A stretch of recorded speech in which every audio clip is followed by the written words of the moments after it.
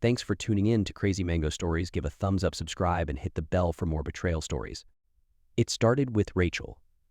I was sitting in the kitchen, flipping through some bills when my daughter, sharp as ever for a 12-year-old, dropped a bomb I hadn't seen coming. "Dad, why are you and Mom always fighting?" She said it casually, but the innocence in her voice stung. I glanced up at her from across the table, her brown eyes wide with curiosity, too young to know the full weight of what she was asking, but old enough to sense that something was deeply wrong. Camille and I had always tried to keep things civil in front of Rachel, but lately, the cracks in our marriage had become impossible to hide. I hadn't realized just how obvious it had become to her, though. "Fighting?" I asked, stalling, trying to keep my voice light. "We're not fighting, sweetheart. Just talking." "Ain, like, bowling. Rachel wasn't convinced. She put down her spoon, her cereal forgotten, and looked at me with that unnerving intensity that only kids can muster. "No, you're fighting. You and Mom barely talk anymore. And when you do, it's always, I don't know, weird. Are you guys going to get divorced?" Her question hit me like a punch in the gut. Divorce. God, was that where we were headed? I didn't want to think about it, let alone say it out loud. But the truth was, things had been bad for months. Camille had been distant, emotionally checked out, and always on her phone. She wasn't even trying to hide it anymore. And there was Vince. Vince, our longtime family friend, the guy who used to come over for barbecues, the guy who would help out when something broke in the house. At first, his presence never bothered me. He was one of those people who just fit into our lives, easygoing, always laughing, always with the cold beer in hand. But lately, something had shifted. Camille started spending more time with him, more than with me. It was subtle at first, longer conversations, inside jokes that I wasn't part of, but then it became obvious, painfully obvious, and I couldn't unsee it. I gave Rachel a reassuring smile, the kind of smile parents give when they're trying to lie to protect their kids. "No, Rachel. Mom and I are fine. Just a rough patch, that's all. Grown-up stuff." She wasn't convinced, but she didn't push it. "Okay, but you should talk to her. I don't like it when you're mad at each other." She went back to her cereal, and I watched her, my mind racing. Talk to her? I tried talking. But Camille had become an expert at shutting me down, diverting conversations, or simply brushing me off. The thought of confronting her again felt exhausting. Still, it gnawed at me. I had to know. I had to find out the truth. Was it really happening? Was she involved with Vince? The next few days felt like a blur. Camille and I barely spoke, the tension between us growing thicker with every passing hour. She was always glued to her phone, smiling at messages, texting late into the night. Every time I asked who she was talking to, she'd shrug and say it was just work stuff or her friends. But I wasn't stupid. I saw how her face lit up when a new message came in, how she'd quickly turn the phone away from me, as if protecting some secret she wasn't ready to share. Then came the night when Rachel unknowingly blew everything wide open. I was sitting on the couch, flipping through channels aimlessly, trying to ignore the gnawing feeling in my gut, when Rachel walked into the living room, looking casual, almost bored. She flopped down next to me, staring at her phone. "Mom's going to Rome, right?" she said, her tone as if she was asking about what we were having for dinner. My head snapped up. "What?" I asked, trying to keep my voice steady. She didn't even look up from her phone. "Rome." She was talking about it with Vince. "They're going together next month or something." She said she's excited about it. The room started spinning. Rome. Camille and I had always talked about going to Rome, about making it our dream vacation when the time was right. It had always been our plan, our thing. And now she was planning to go, but not with me. It's with Vince. Saned. I couldn't believe it. My stomach twisted into knots, the kind that tighten so much you think you might throw up. There it was, the confirmation I had been dreading. She was planning an entire trip with him, a trip that should have been for us, for our marriage, for our future. "Are you sure?" I asked, my voice barely above a whisper. Rachel shrugged, oblivious to the weight of her words. "Yeah, I heard her on the phone last night. She was talking to him about it. I thought you knew." I didn't respond. I couldn't. I just sat there staring at the TV screen, not even seeing the images flashing by. Rome, Vince, my wife, my best friend. I stayed in that daze long after Rachel had left the room. I kept replaying it in my head, the late-night phone calls, the secretive texts, the laughter I hadn't heard in months. All of it clicked into place like the final pieces of a puzzle that had been in front of me all along. When Camille came home that night, I was ready. Or at least I thought I was. She walked in, smiling as she tossed her purse on the counter.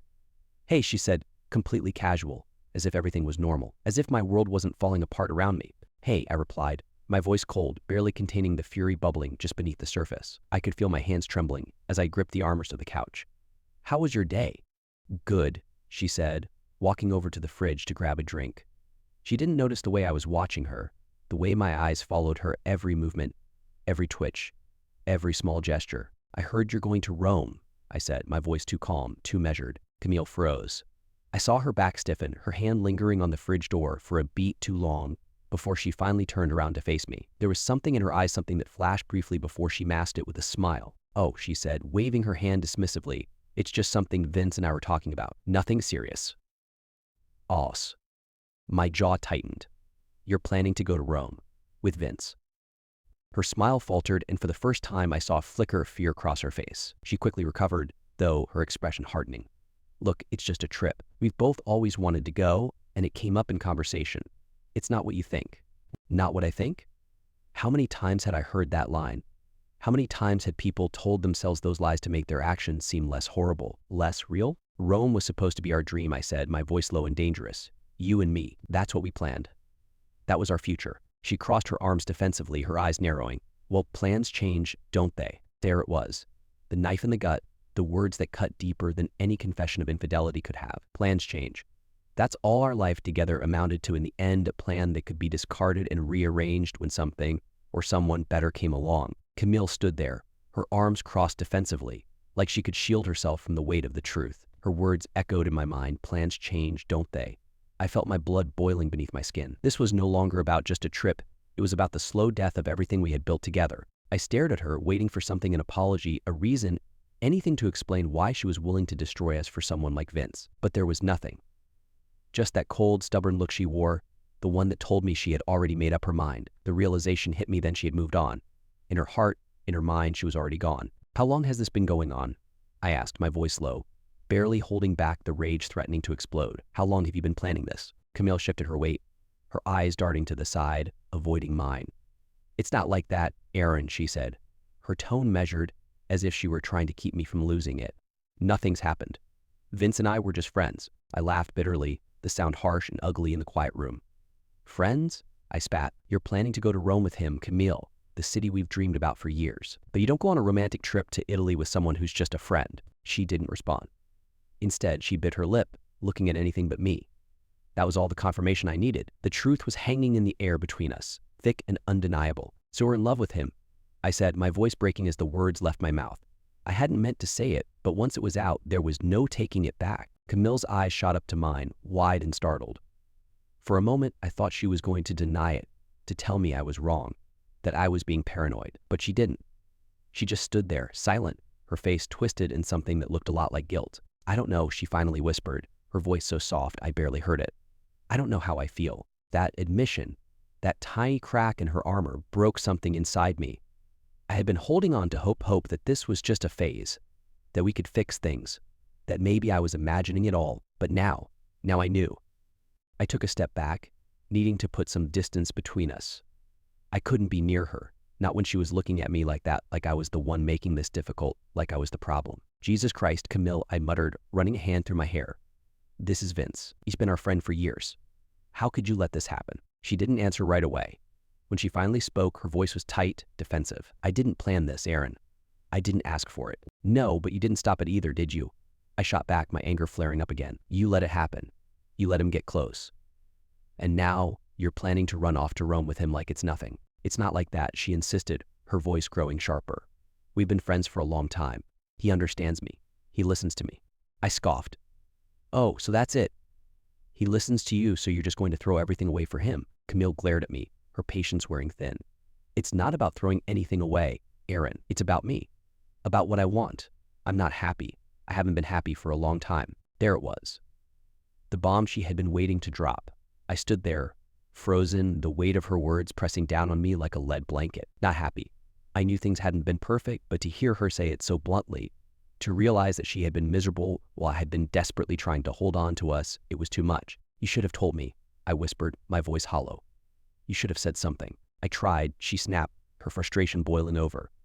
"God, Aaron, I tried so many times, but you didn't see it. You didn't want to see it." I shook my head, feeling the rage and sadness collide inside me. "So what? You turned to Vince instead?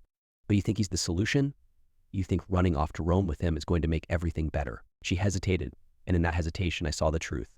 She didn't know what she wanted. She was lost, confused, maybe even scared. But instead of talking to me, instead of trying to fix things with me, she had chosen Vince, and it hurt more than anything. I don't know, she admitted, her voice trembling. I need time to figure things out. Figure things out. I repeated, incredulous, you need time to figure things out. Jesus, Camille, we have a daughter. What about Rachel? What about our family? Camille's face crumpled for a moment, her eyes softening. I love Rachel, she said, her voice breaking. This isn't about her. I would never hurt her. I stepped forward, my hands shaking with the effort to keep myself calm. But you are hurting her, Camille. She's already asking questions. She knows something's wrong. Do you really want her to grow up in a broken home? Tears welled up in Camille's eyes, but she blinked them away. Her jaw set. I don't want to hurt anyone, she whispered, but I can't keep living like this. I need to be happy too. That was it. The final nail in the coffin. She wasn't coming back.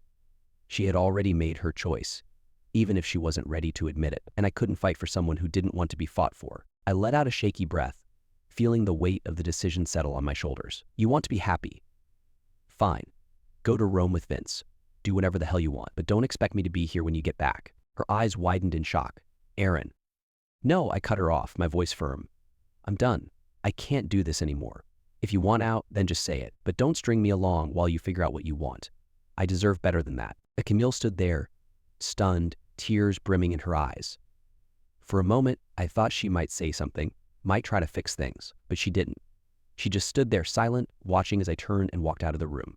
As I climbed the stairs, my heart heavy with the weight of what had just happened, I heard Camille start to cry softly, but I didn't stop.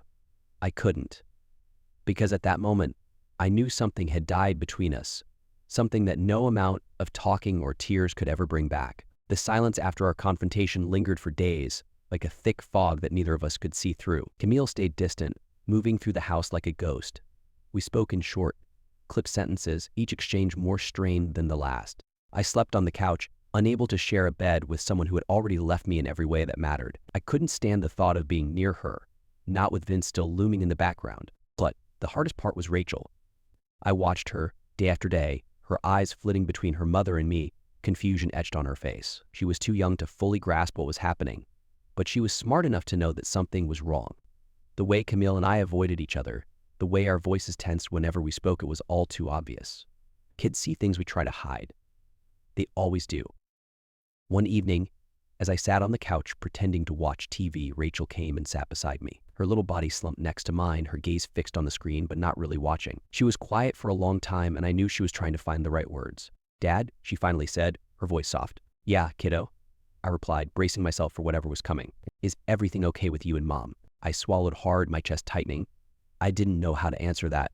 How could I explain to her that everything was falling apart? How could I tell her that her mother and I were no longer on the same side, that her mother had chosen someone else? I took a deep breath, trying to keep my voice steady.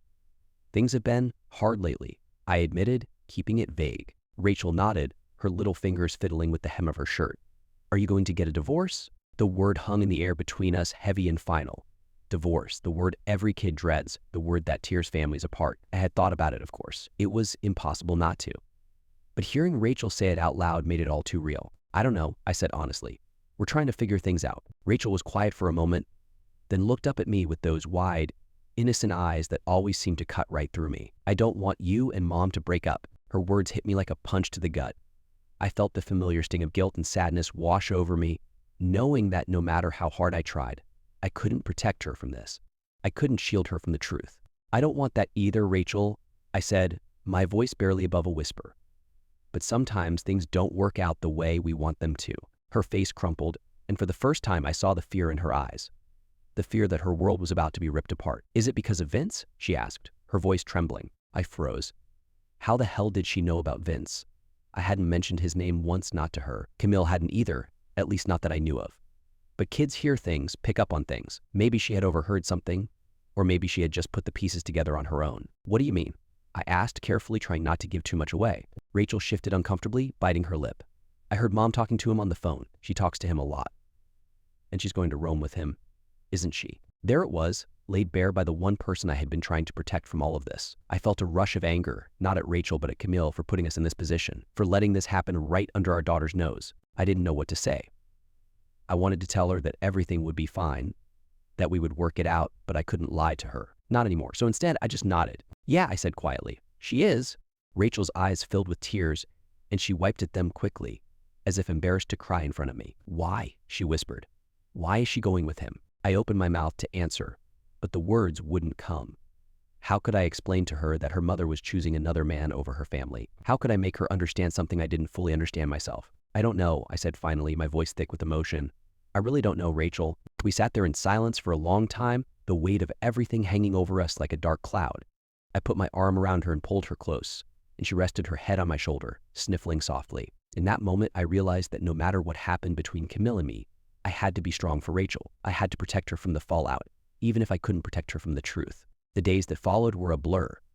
Camille was still planning her trip to Rome with Vince, and the more I thought about it, the angrier I became. How could she be so selfish? How could she just throw away our life, our family, for him? I tried to confront her again, to get her to see reason, but every conversation ended in the same way, her defending Vince, telling me it wasn't what I thought, that she just needed space, that I was overreacting. It was like talking to a wall. She was so far gone, I couldn't even reach her anymore. One night, after another argument that went nowhere, I decided to go for a drive to clear my head. I didn't know where I was going, but I just needed to get out of that house, away from the suffocating tension. I ended up parking in an empty lot by the beach, staring out at the waves crashing against the shore. It was quiet, peaceful, the complete opposite of the chaos inside my head. I sat there for what felt like hours, trying to make sense of it all. I thought about the years Camille and I had spent together, the life we had built, the family we had created. How had it all come to this? How had we gone from being so in love to barely speaking, to her running off with another man? Maybe I should have seen it coming. Maybe there were signs, little cracks that had started to form long ago, and I had just ignored them. Maybe I was too wrapped up in my own life, in work, in being a father, that I hadn't noticed when she started slipping away. But none of that mattered now. The damage was done, and I had no idea how to fix it. So when I got back home, it was late. The house was dark and quiet. Camille was already asleep, or at least pretending to be. I didn't bother checking. I just went to the couch, where I'd been sleeping for weeks now, and collapsed onto it, exhausted. The next morning, I woke up to the sound of voices, Camille and Rachel talking in the kitchen. I lay there listening to them, trying to piece together the conversation. It wasn't long before Rachel's voice raised, frustration and sadness creeping into her tone. "You're leaving, aren't you?" she asked, her voice trembling. "You're going to Rome with him." There was a pause, and then Camille's voice, soft but firm. "Yes, I am." "Why? Why can't you just stay here? Why can't you be with Dad?" Another pause, longer this time. I could almost picture Camille standing there, trying to find the right words to explain herself. "Rachel, this is something I have to do for me." "For you?" Rachel sounded incredulous. "What about me? What about Dad?" "Your dad and I, we've been having problems for a long time. This isn't about Vince. This is about me needing to figure things out. But you're choosing him over us," Rachel said, her voice breaking. "You're leaving us." Tears burned in my eyes as I listened to my daughter's heartbreak right in front of me. I wanted to storm into the kitchen, to tell Camille to stop, to make her stay. But I didn't. I couldn't. Because deep down, I knew that nothing I said would make a difference. Camille had already made her choice. The day Camille left for Rome came faster than I had expected. It was like watching a car crash in slow motion. You know it's coming, but you can't stop it, and no matter how much you want to. There had been countless sleepless nights leading up to it, endless arguments that went nowhere, and moments where I thought maybe, just maybe, she'd change her mind. But she didn't. The morning she was set to leave, I found her in the kitchen, quietly sipping coffee like it was just another day. Her suitcase sat by the door, already packed, the finality of it taunting me. I stood there for a moment, staring at her, wondering if she felt any of the turmoil that had been twisting me inside out for weeks. "Is this really happening?" I asked, my voice hoarse, betraying how little sleep I'd had. I wasn't sure what answer I expected, but I needed to hear her say it one last time. Camille didn't look up. She just took another sip of coffee, her eyes focused on something distant outside the window. "Yeah, Aaron, it is." I felt my chest tighten, a lump forming in my throat. "What about Rachel?" I asked, trying to keep my voice steady. "Have you talked to her? Do you understand what this is doing to her?" That got her attention. She sighed, setting the cup down on the counter with a soft clink. "I've talked to her," she said, but her tone was distant, as if this whole situation had been reduced to a formality, something to get through so she could be free. "She'll be fine. She needs time, but she'll be okay." Time? I couldn't help the anger that laced my words. "She doesn't need time. She needs her mother. She needs you here with us." Camille's eyes finally met mine, but there was no regret in them, no remorse, just that same calm resignation that had been driving me insane. "I can't be the mother she needs right now," she said softly. "I can't be the wife you need either." I wanted to scream at her, to grab her by the shoulders and shake her until she understood how selfish she was being. But what good would it do? She had already checked out of our marriage long before this trip was even planned. Vince was just the tipping point, the excuse to break free. In her mind, she was already gone. "I don't know what to say to you anymore," I muttered, shaking my head. "This isn't the woman I married. I don't even know who you are anymore." Camille's expression softened for a brief second, a flicker of something resembling sadness crossing her face. "I'm sorry, Aaron. I never wanted to hurt you." "Well, congratulations," I snapped, the bitterness I'd been holding back for weeks finally spilling out. "You did a damn good job of it." She didn't respond. Instead, she stood there looking at me with those eyes I used to know so well, the ones that once told me everything would be okay. But they weren't the same anymore. Neither was she. I didn't say much else to her after that. I couldn't. What was left to say? When the time came for her to leave, I watched her pick up her suitcase and walk to the door like it was nothing, like she was just leaving for a business trip or a weekend getaway, not walking out on her family, on the life we built together. Rachel stood in the hallway, her arms wrapped around herself like she was trying to hold in all the pain. She had barely spoken to Camille in days, the rift between them growing larger with each passing hour. I had tried to explain things to her, tried to tell her that it wasn't her fault, but what could I really say? I didn't understand it either. "Mom," Rachel said, her voice small and fragile. "Do you have to go?" Camille hesitated, her hand resting on the door handle. For a moment, I thought maybe she would turn around. Maybe she would change her mind. But then she shook her head, forcing a smile that didn't reach her eyes. "I'll be back, sweetie," she said. "It's just for a little while." Rachel's lip quivered, but she held back her tears, trying to be strong. "You promise?" Camille nodded, her eyes softening.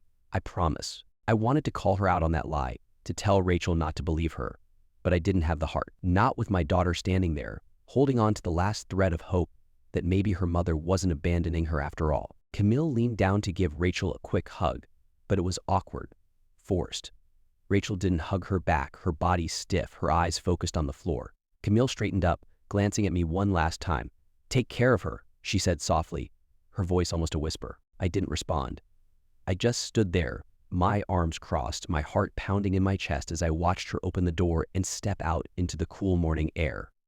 She pulled her suitcase behind her, the wheels scraping against the concrete, the sound grating in my ears. And just like that, she was gone. So the silence in the house after Camille left was suffocating.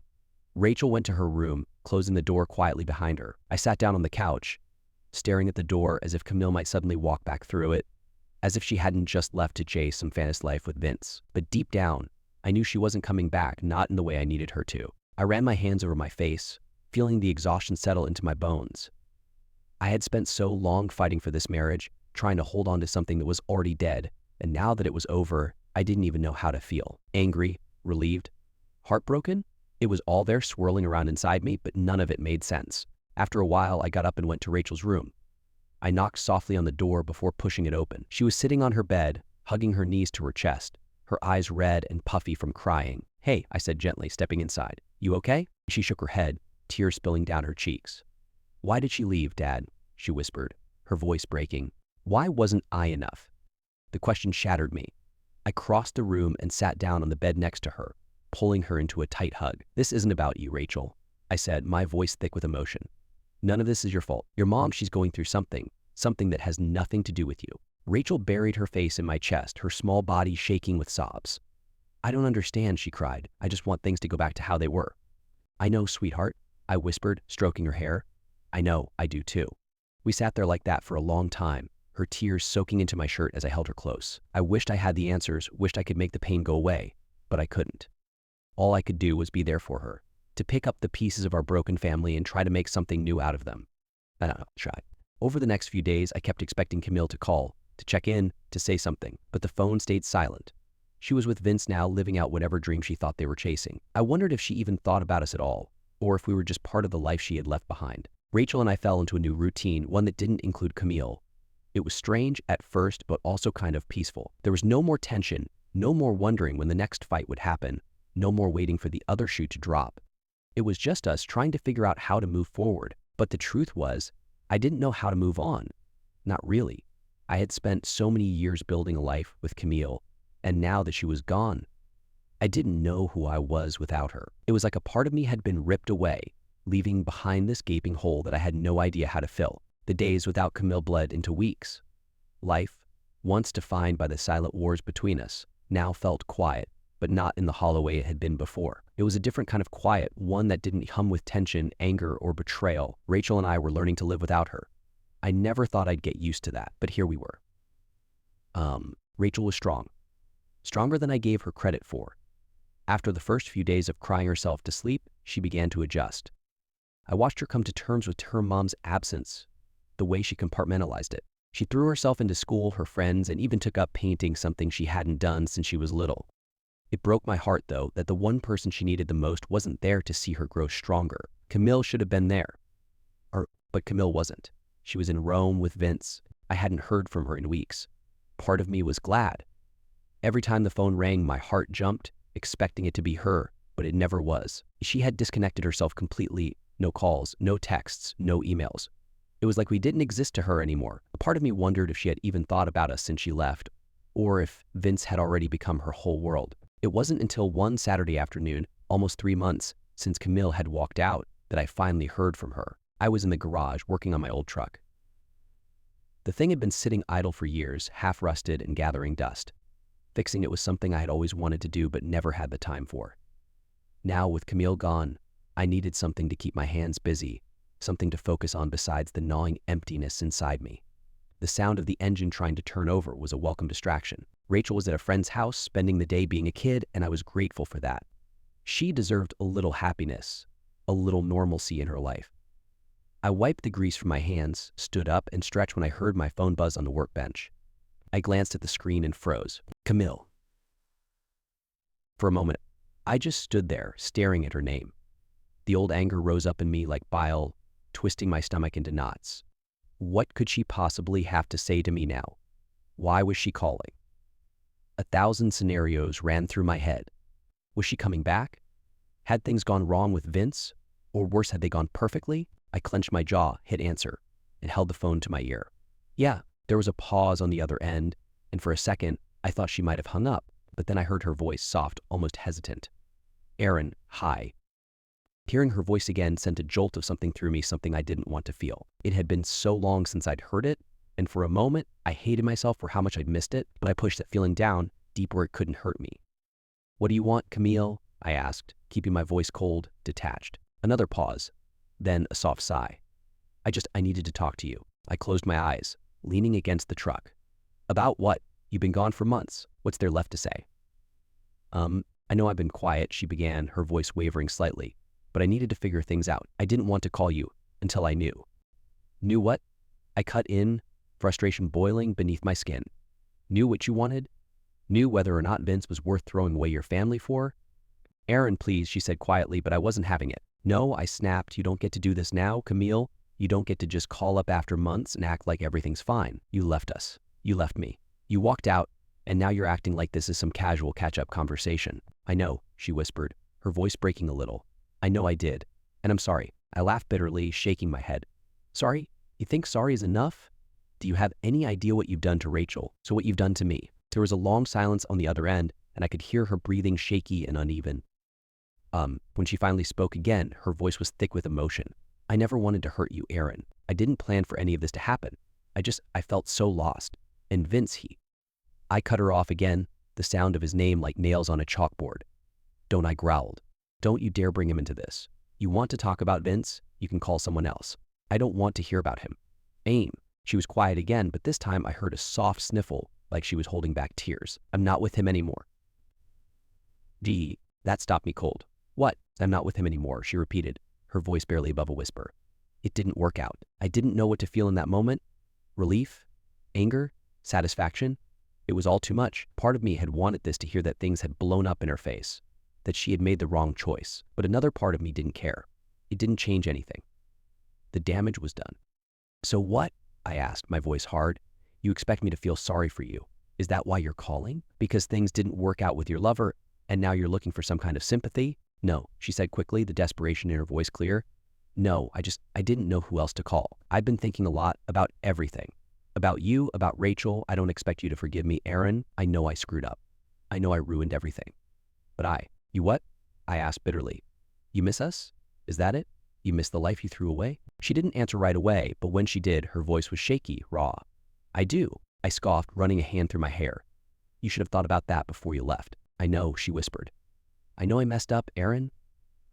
I wanted to call and say I'm sorry. I'm sorry for everything. I don't expect you to take me back. I don't expect things to ever go back to the way they were.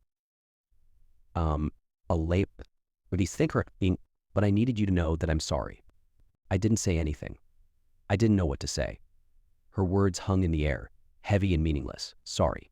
It felt like too little, too late. Are you coming back? I asked finally, my voice flat. I didn't know why I asked. Maybe I was curious, or maybe I wanted to hear her say no, to hear her confirm that we were really over. There was a long pause on the other end, and I could hear her breathing, shaky and uncertain. I don't know, she admitted, her voice small. I don't know if I should. I don't know if you'd even want me. I didn't answer right away. I wasn't sure I knew the answer myself. Could I take her back after everything? Could I forgive her? Even if she did come back, would we ever be able to fix the damage that had been done? I don't know either, I said finally. But if you come back, you better be ready to face the mess you made. The weeks after Camille's call were strange. I didn't hear from her again after that, but the thought of her lingered in the back of my mind. Part of me expected her to come walking through the door one day, suitcase in hand, begging for a second chance. Another part of me hoped she wouldn't. The wounds were still too fresh, too deep. Rachel didn't ask about her mother anymore. I wasn't sure if that was a good thing or a bad thing, but I let it be. She was getting stronger, more independent. She didn't need Camille the way she had before, and that was both comforting and heartbreaking. One evening, after Rachel had gone to bed, I sat on the porch, staring out at the dark sky, wondering if things would ever feel normal again. Would I ever be able to move on from this? Would I ever be able to love someone again, to trust someone again? I didn't have the answers, but as I sat there, I realized that maybe I didn't need them right now. Maybe the only thing that mattered was that Rachel and I were still here, still standing, still moving forward. Camille had been my past. She had been my life for so long that I didn't know who I was without her. But now, with the dust settling and the pain slowly fading, I was starting to figure it out. I was starting to see that there was life beyond her, beyond the betrayal. I didn't know what the future held, but for the first time in a long time, I felt a strange sense of hope. Not for us, not for Camille and me, but for me, for Rachel, or whatever came next.